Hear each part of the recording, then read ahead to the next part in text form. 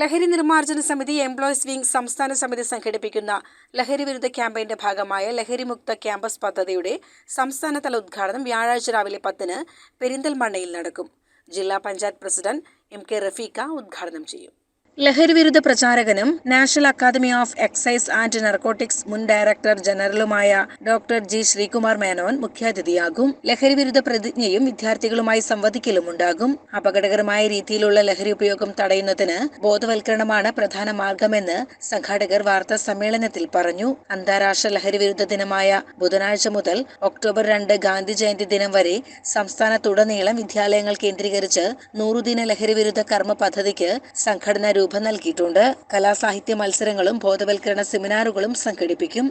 നമ്മുടെ വളരെ ചെറിയ കുട്ടികൾ പോലും ലഹരി ഉപഭോക്താക്കൾ മാത്രമല്ല, അല്ലെങ്കിൽ സപ്ലൈസ് ആകുന്നത് വളരെ അപകടമായ കാര്യമാണ്. നാം എന്തൊക്കെ പറഞ്ഞാലും സർക്കാർ തലത്തിൽ പോലും ഇതിന് പരിപാടികളുണ്ട്, പക്ഷെ അതൊന്നും ഫലപ്രദമല്ല. ബോധവൽക്കരണമാണ് പ്രധാനമായിട്ട് ഉദ്ദേശിക്കുന്നത്. ആ ഒരു കാര്യത്തെ ഉദ്ദേശിച്ചുകൊണ്ടാണ് ഇങ്ങനെ ഒരു പരിപാടി സംഘടിപ്പിക്കുന്നത്. ഇതൊരു പ്രചരണം കൊടുക്കുക എന്നുള്ളതാണ് ഏറ്റവും പ്രധാനപ്പെട്ടത്. പലപ്പോഴും നമ്മുടെ രക്ഷിതാക്കൾക്ക് ഇതിനെക്കുറിച്ച് കാര്യമായ ഒരു ബോധമില്ല എന്നുള്ളതാണ്.